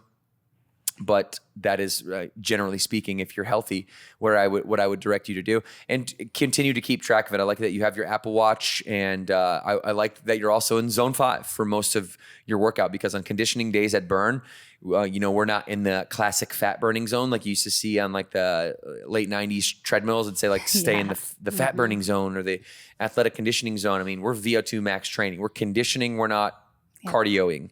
We are not exercising. We are pushing a demanding level of training that you wouldn't do otherwise on your own. Like this is you're going to want to have your heart rate get up as high as you can. You're going to want to push it, because that is what's going to make everything. It's going to help you breathe. Number one, breathe harder. And we all know, if you listen to the podcast, the more you breathe, the more body fat you're going to lose. We don't turn body fat into muscle. That's not how it works. Body fat breaks down, CO2, you breathe it out, and a smaller percentage of it is excreted out through the other end of your body. I feel like I just took a really big breath there after you said that, because I was like, I need to. The more you breathe, burn. the more you breathe, the leaner you're going to be overall. So let your body. Yeah. Listen, I'm serious. I mean, if you are somebody that has the time built into your day where you value 10 minutes of some actual like non-meditative breathing, I'm not talking about following your breath up and down, Fire breathing, and staying detached and letting go. I'm talking about what Bryce is talking about. Show us. Fire breathing. Yeah. Okay. You better be ready to catch him. I know. Okay. If you catch me in my office doing Oh, that he's later. he's and holding he's it. got- Oh, okay. Oh, and you go again. Okay. Okay, I'm done. How do you feel? I'm going to pass out. But you just lost. You I'll just just brace you. burned some fat though, Here. right? You just breathed it out. I have more energy than I had 15 seconds ago. Okay. I'm alive. I'm well. Woo! Let's go. Ooh, you did it. How's it going, everybody? You guys doing good? Yeah. We good? How's Yeah. the episode so far? I thought I was great. going to Can you get like see us though? Yeah. I thought I was going We to are get like here. a 2-breath demonstration, and he went for it. I like it. Yeah, no, I'm all in. Listen, I yeah. have 3 times a week, maybe roughly on average. I'll stop. It's not scheduled. It's random, and it takes like less than 3 minutes, and I'll do 3 rounds of that. 20 hard deep breaths all through the mouth, because you have more that can come in, more that can come out. There's other reasons to breathe through the nose for the lymph system. We'll go into that later. But breathing heavily through the mouth allows you to go breath in, breath out. You get out of breath real fast. Hold it as soon as you get to 20. 10 seconds at the top, or 3 if you're starting, and then do another 20. Hold it and do another 20. Just be sitting down, because you might pass out. Good disclaimer. Yeah. I don't want you to pass out, but you might. Well, you would not be proud of me, because I don't pay attention to my heart rate. And maybe it doesn't matter. I don't know. You just said you were proud of her for knowing that she was in zone 5 and tracking Can't it. Maybe- manage what you don't measure. Exactly. Beamer. Yeah. I can tell you a story. One time when we were in spring training with the San Diego Padres, we did a fitness test where you put a heart monitor on and you had to run a shuttle, and then you had to wait. So they were testing how long it took for your heart rate to get back into a certain zone. And I was anxious, because basically it was like a sit down when you got there. And so you're just looking around as other people are sitting down, and so then I feel like my heart rate was staying high, because you're like, why is mine not coming down? And that was, that's the last time I really took a deep look into where my heart rate was. Got some PTSD Except from for, heart when I'm rate getting monitoring. checked up. No, I mean, it's not intentional, but Yeah. it's just, maybe I'm just a caveman still, and I'm not just up with the wearables technology. What's your relationship with tracking, measurement, Yeah. tracking your progress? Yeah. So I used to be really obsessed with my Apple Watch. And then I found that it was, there was like this joke going around for a while that if you didn't wear your Apple Watch, it's like your workout didn't even count. And I was like, I need to get out of that mindset, right? Because that's not why I'm showing up anymore. I'm not showing up for a specific caloric burn during camp. Like, yes, that's important to me, and it's important to move my body and to know how I'm performing. And to your point, especially about heart rate, yes, if I found that my heart rate was consistently in this where I felt not great volume, I would want to maybe measure it a little bit more. But I just found that I was like, trying to close my rings every day, which is, again, not a bad thing, but it becomes this almost like, depending on who you are, this relationship that's not positive, and it changes your goals and your outcomes for why you're on your fitness journey. And so I stopped wearing it. And it's like, since then, my goals goals in the gym and why I show up for myself have changed. Now, that's my personal relationship. I definitely think that every person should do what makes sense for them. And I've been thinking about maybe getting back into wearing my Apple Watch more now that I kind of know exactly why I show up for myself every day and that I don't have to compete, with how much calories I'm burning, or that workout didn't even count because maybe I didn't burn the same that I'd burned the day before. Or maybe I forgot to turn it off and it's been going for 1,000 minutes and my heart rate is still carrying on thinking I'm working out. But ultimately for me, I think showing up for myself, doing those in-gym PRs where I'm picking up heavier weights, I'm able to carry more reps, I'm able to have longer endurance while running or doing, some sort of plyo movement where my heart rate isn't scaring me. It's that to me is how I'm keeping measurement of myself. And I honestly think the things that we do here at Burn, like our monthly focuses for programming and the streak challenge where we can track these things, like to me, that's where I show up for myself with tracking and measuring for my goals in the gym. Yeah, I was the same way. I found myself just becoming a little too obsessed with wearing my Apple Watch. It was like, okay, I got to close my rings. And I would like walk laps around my house. That sounds so silly, but I'm just like, no, I need to do that thing. Yes. Because then I have like set the goal, or like I have completed the goal that I've set for myself. But some of the goals that I put on there were outrageous, ridiculous. Yeah. And there was no way that even with walking 10,000 steps that I was going to hit these things, because I was just like, I just got to push my body more and more and more, and not in a healthy way. And so I've been able to kind of rekindle this relationship with a Apple Watch, a wearable device, and use it in the ways that benefits me. So I was like, okay, I know I need to get my steps in a little bit more. If I am wanting to, lose a little bit of weight, I'm working really hard in the gym, but I find myself like coming back down, sitting at my desk and just trying to knock things out. And then I'm not moving as much as I really should be. Yeah. So when I get home, I'm like, ooh, okay, I probably should take the girls on the walk or go bounce on the trampoline with them or do something so that I can hit those smaller just movement goals and not necessarily like, oh my gosh, I didn't burn 650,000 calories today. Yes. I better go for a run. Yeah. And then I remember wearing it too when I was pregnant, because obviously you have to keep your heart rate within a certain, not distance, but measurable. Yeah. And so I would wear it for that. But then when I wasn't pregnant, I would find myself being like, okay, I'm good. I don't really need it. And I will admit, I don't really I understand why you need to have your heart rate high to burn those calories, but I guess I don't really understand why it would need to be like so consistent over time. Or is that actually a good measurable that you should be focusing on more than another one? I just don't know a whole lot about the benefits of why you would want your heart rate at a certain, or if it's too high.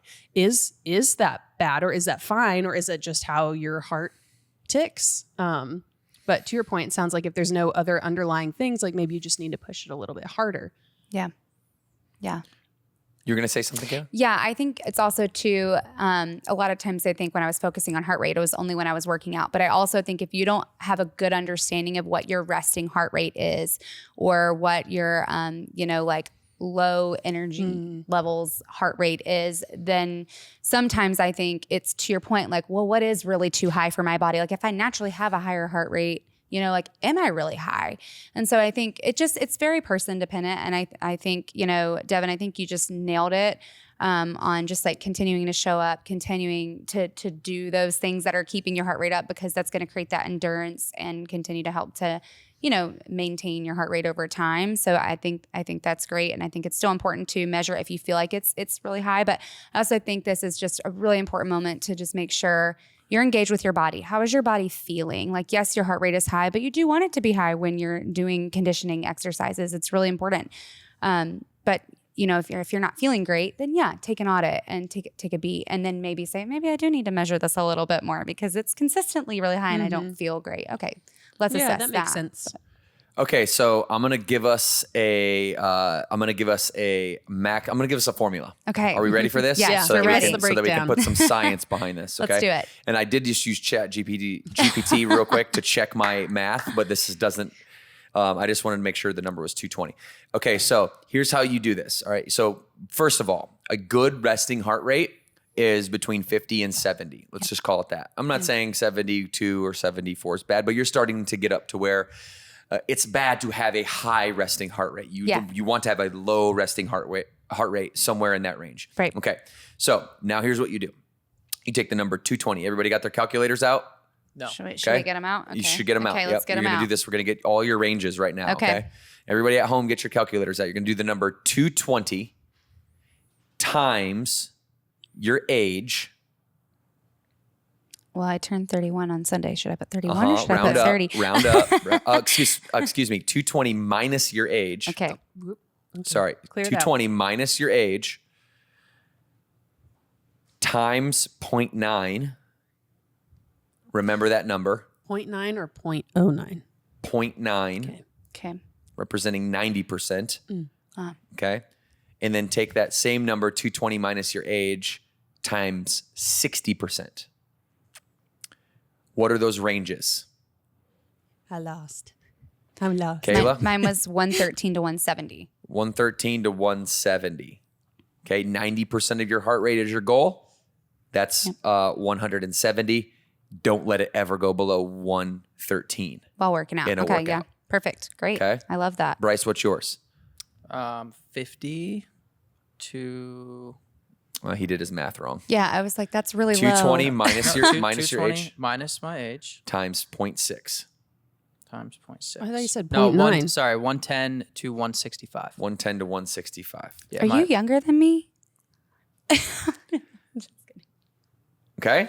That's it. That's the range and that's the calculation. And so I'm not good right. I'm We're not not- good right now. yeah, we're not going to get to 200. We're not going to get to our 100%. Okay. Right. Nor do you want to. It's pretty hard Yeah. to get to 90%. Here's the best way to get to 90%. Does anybody want to know the best way to get to 90%? Yeah. Run 1 mile as fast as you can and accelerate with every step. Like Okay. maximize all of your effort. Sprinting is going to do that because you use every major muscle group in your body, Yeah. right? It's the ultimate full body conditioning exercise. But sprinting for that long requires you to reach that VO2 max Yeah. for sure. So there's a little trainer 101. That makes sense. I'm not yeah. good. I'm not good right now. What are you at right now? What's your resting heart rate So right I'm now? a little because I just gave you guys what was the range where I say 110 to 165, Yeah. but I was looking up what's a normal resting heart rate, and it gives you beats per minute, and my beats per minute is 70. So that's why I was trying to rethink That's the good. math. Yeah, that's good. But because I got 110 to 165, so I was like, Oh, I was yeah. looking at the math, being like, did I do that right? No, so then when you start exercising, you want to get up Okay. above 110. So that's getting then- it. So driving it up. Okay, got it. Yeah, so I didn't hear you say. So think about burst training. It's a perfect example. Some of the work we do in the gym is called burst training. And during burst training, in order for you to gauge how hard you need to work, you take 220 minus your age times 0.6 to represent 60% for the lowest range of heart rate. That's where you want to be in burst training when you're that's resting. when you're when you're resting. Okay, got You it. want to breathe deep, get there and resting. And then when 3, 2, 1, go, 220 minus your age times 0.9, representing 90%. Got it. That's going to be the peak heart rate you want to get Yeah. to. And the efficiency, the reason burst training works scientifically is because the undulation in the heart rate. Got Makes sense? Do you follow me? Yes. Yeah. Okay. Yeah. That was a Cool. great tip. Yeah. This is a Thank good you. one. Yeah, that was really good. That was a really good one. Okay. We're going to clip that one out. We're going to share that one with people. Yeah. We'll no, have- that, you and I will have to do this later because you started doing it and then I was just gone. I felt like I was in high school again. It's no, okay. I love I cheated in a lot of my math classes. It's not math. It's not my strong suit. No, you start going fast and then I was like, I missed I'm gone. the this is where you want to be when you're working out. So when I landed at 110 to 165, and I I'm was like, I'm unwell. at 70. I'm like, let me check this formula. Let's make sure. Yeah, I I'm- made it to the point times 0.9 and then I trailed off from there. It's funny. Okay, you guys. So what we're going to do is we're going to spend just a couple moments. I wanted to talk about overcoming the summertime slump. We know when kids get out of school, our routines all change. All 3 of my kids are out of school right now. We are now settling into a summer routine, but it took a few weeks to Yes. do so. And, let's just talk about that. We'll go around the horn and we'll just give some comments on it. And I'll start. I think some of the strategies that I can help provide to you guys to help you stay more consistent during the summer. As always, my number one strategies are always psychological. And for me, the word is anticipation, right? And you have to anticipate the week and the month and the summer ahead. If you just realize this for a moment with me, take a walk down this street here with me, you have people in your life that get surprised by the most unsurprisable things. Like, oh, and it's Jimmy's birthday this month. Man, forgot about that. Oh, I guess we need to eat cake. Oh, there's the charity golf outing next week. I forgot about it. I guess I got to drink 12 beers on the course, right? Yeah. Oh, man, school's back in the swing of things. Christmas is here. It's Thanksgiving. Surprise. We got to anticipate, right? Part of accountability and going inward is anticipation, knowing the road ahead, knowing that your kids' birthdays, they don't change. Your birthday doesn't change. Christmas doesn't change. Like November always houses Thanksgiving. You always have New Year's on January 1st. You always have your dad's birthday in February and Valentine's Day. And then St. Patrick's Day. There's always some external reason for you to say, because of this thing, I'm not where I want to be. Yeah. Because of that thing, I'm not executing at my highest level that I could. And we use it as a Band-Aid to protect ourselves from having the conversation with ourselves that hurts. The one that's like, hey, this is your fault.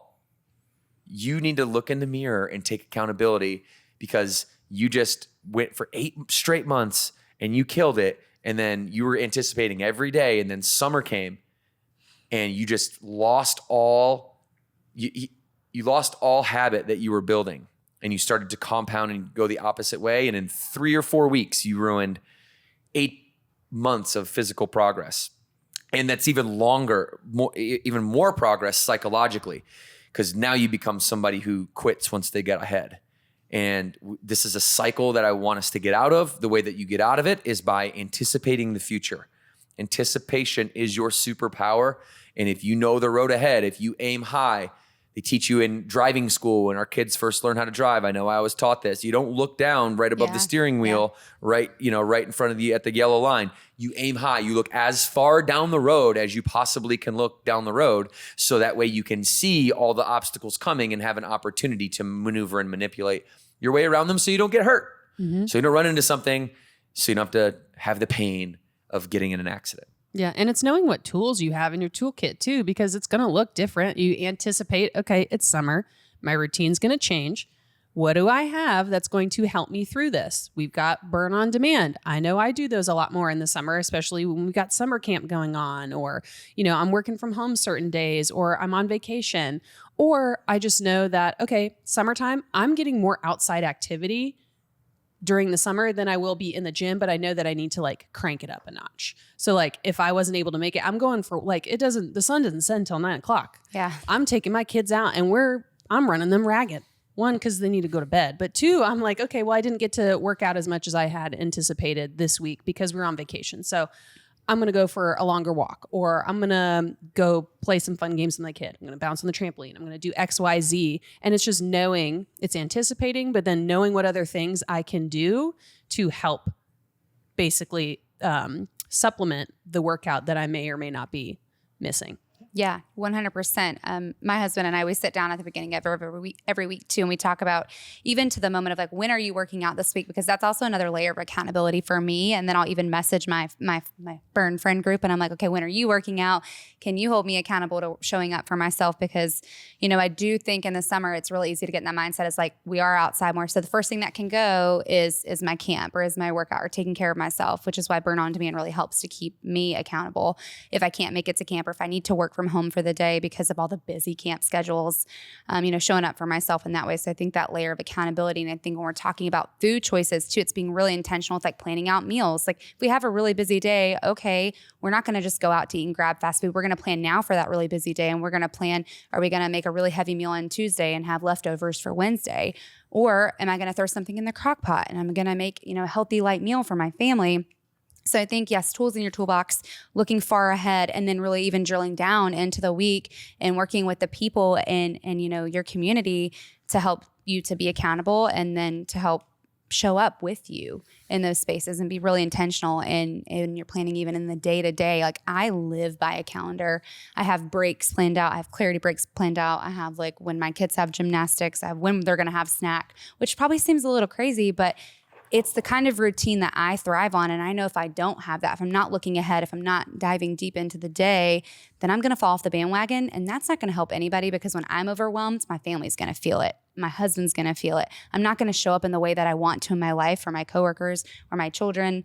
And I know when I take those extra moments to be really prepared, look ahead, and then drill in and lean on my people, lean on my village and my tribe when I need help, then I can show up for myself better. And I think things like the Streak Challenge, things like the app, prioritizing my workouts for me is super important, because it's more about physical health. It's a lot about mental health for me.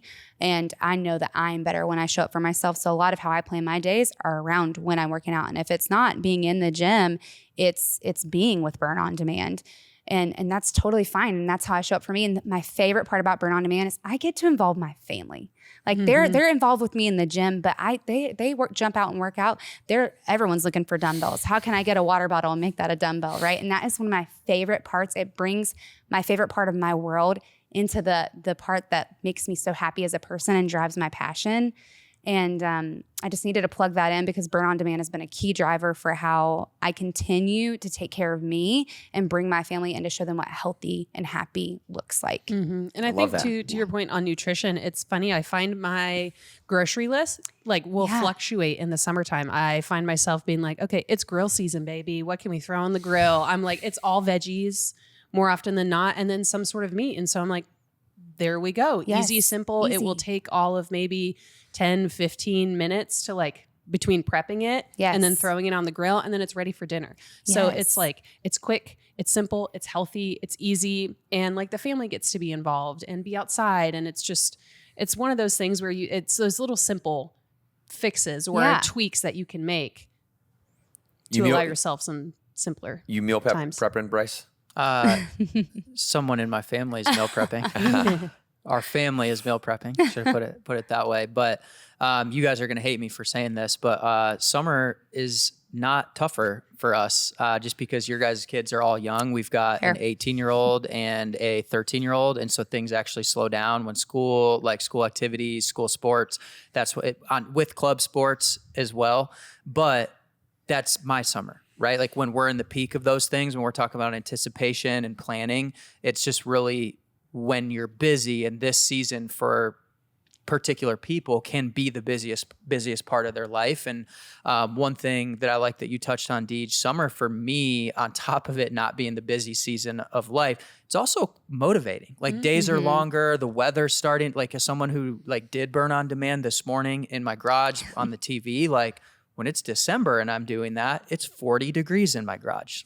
So there's some motivating factors to the summer, as well as what are you doing in the summer? Getting out to the lake, things are more active, days are longer. You're just getting a little bit more vitamin D, going for a run. You're saying, hey, I what can I go do right now? 10 minutes of going for a jog. Sometimes I even like when it's 95 degrees and you just go for a 10-minute run and you just feel like you just worked out for half a day, because it's you're sitting on the sun. Yeah. Drenched in sweat. There's some positive things there that if there's anything to find to kind of get you a little bit more hype in a tough situation, that's great. And then the other thing that this is just how I think sometimes is I'm certainly not on the spectrum of people who are like Elon Musk running Tesla, SpaceX, X, all different companies, or the family person, who's CEO of a Fortune 500 company and the best mom or dad, or, whatever. I'm not on that spectrum of just all those demands on my time.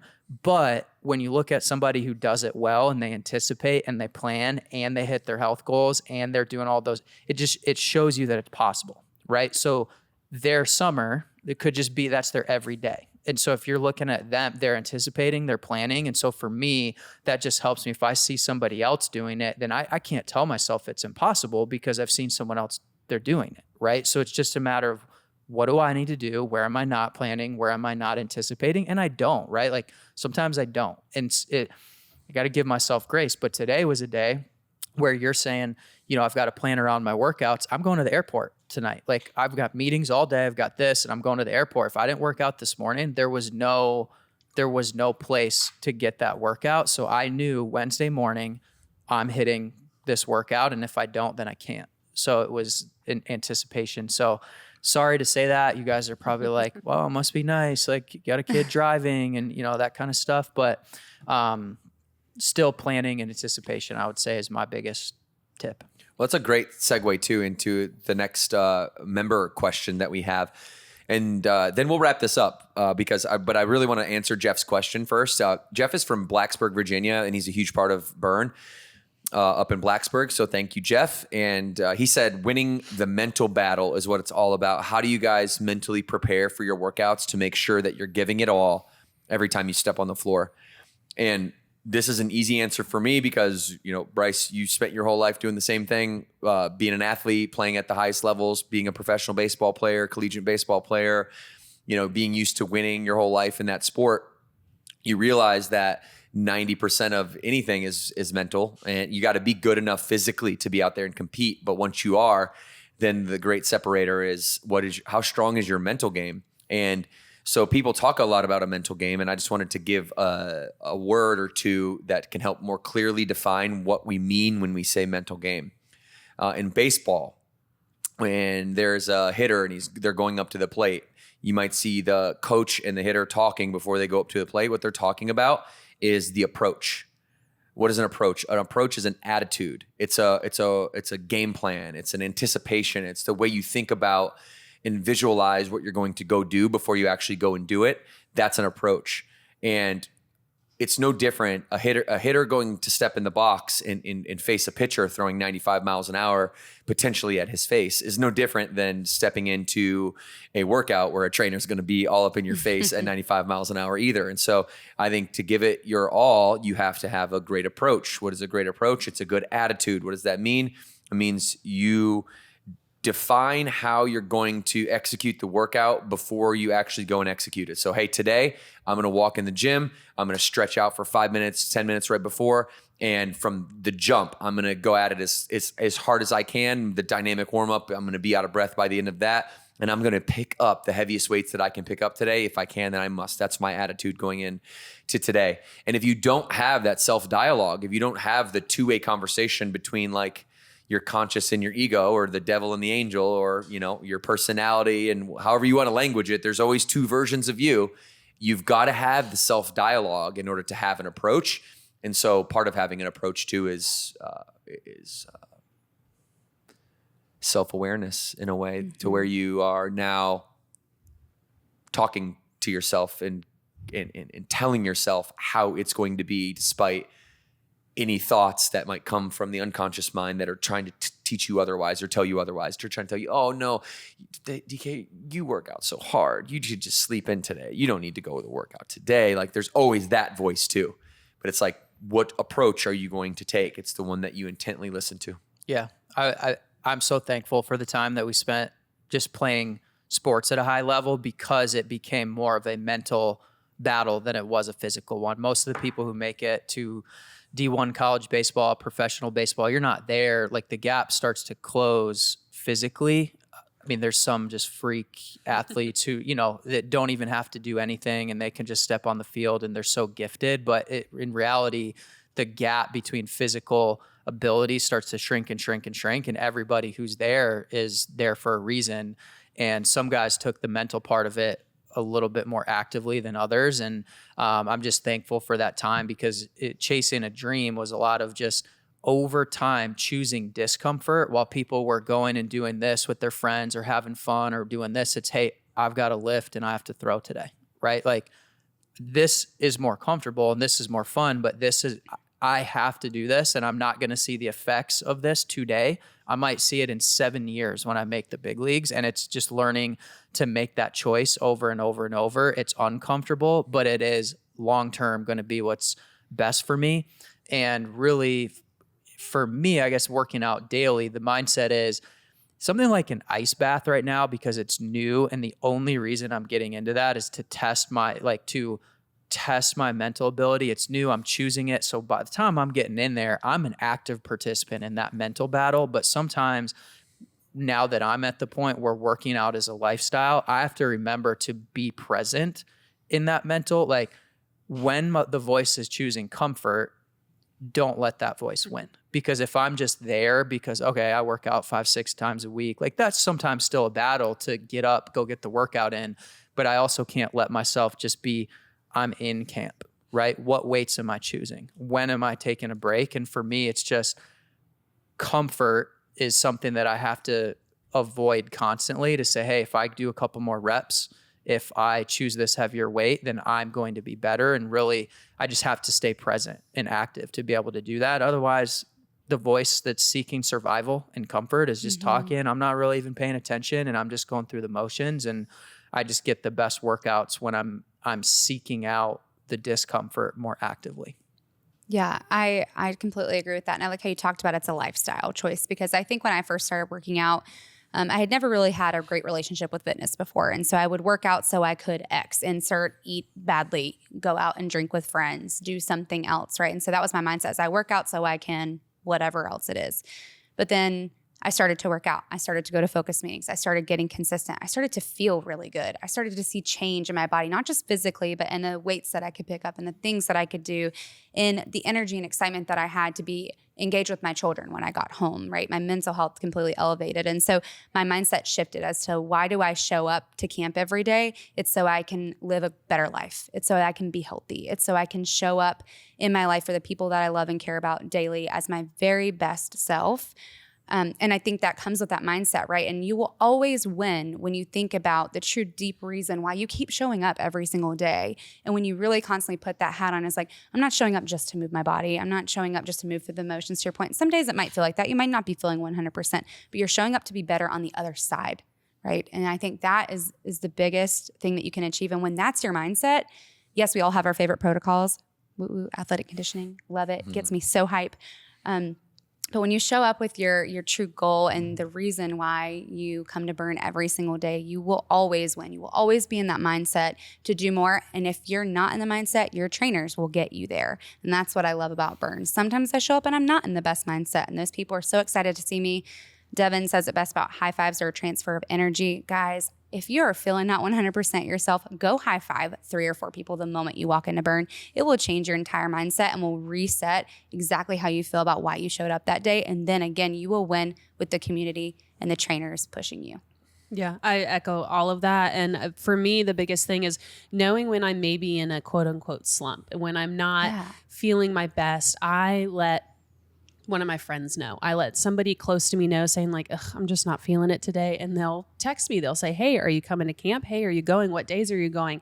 So in that way, I'm letting them know I'm not at my best, and that's okay. Everybody goes through those moments. But then I'm preparing myself with my accountability team. Yeah. And then they help me show up, because sometimes it is hard to just get into camp. That is definitely the hardest part for me, because then once I'm in there, to your point, there's no way that trainer's not going to let me pick up the weight that she knows that I can pick up, if not a little bit heavier than that. And then I think you just have to frame your mind, once you're in there, you're here. You might as well give it your all, because like then you're just wasting your own time, and nobody wants to do that. So then once I've walked into the doors, I'm like, all right, well, I'm got to do this. Like I can't just lift 10s because I know I can lift 20s. And then it's kind of like a strike to your own ego of like, well, I'm not going to do, like, I know I can do better than that. Yeah. And so then you find yourself pumping yourself up, and then you're letting your accountability team do the work, and especially the trainers. Like that's what Burn Boot Camp has been built on, is community and accountability and trainers who know what it is that you can do. So let them do that. That's their job. That's what they're there for. Let them do what they're good at. You guys said it best. That's how you make it happen. That's how you stick to it. It goes much deeper than just wanting to be fit, look fit, have a six pack, have strong legs. It's the deeper things that keep us motivated and keeps us hooked. And we'll be back for more though, guys. That is episode 407 right there. Thank you guys for being here and experiencing today with us. You could be anywhere in the world, but you're here. So make sure that you go support Burn Boot Camp by buying the Burn 5-step strategy to inner and outer strength on Amazon or in your gym right now. And don't forget, on Monday, y'all, we're going streaking. The streak challenge starts, okay? All right, and we got to make sure to keep track of your workouts. Get that focus meeting in, 12 plus workouts, 1 focus meeting, and bring a friend to do it and hold you accountable. Tag myself on social, tag Burn Bootcamp on social, or one of our amazing co-hosts today. Always shout out to you guys. Great job today. Thanks for being here. And until we see y'all next time, we'll end it like we always do. 2 claps on 2. 1, 2.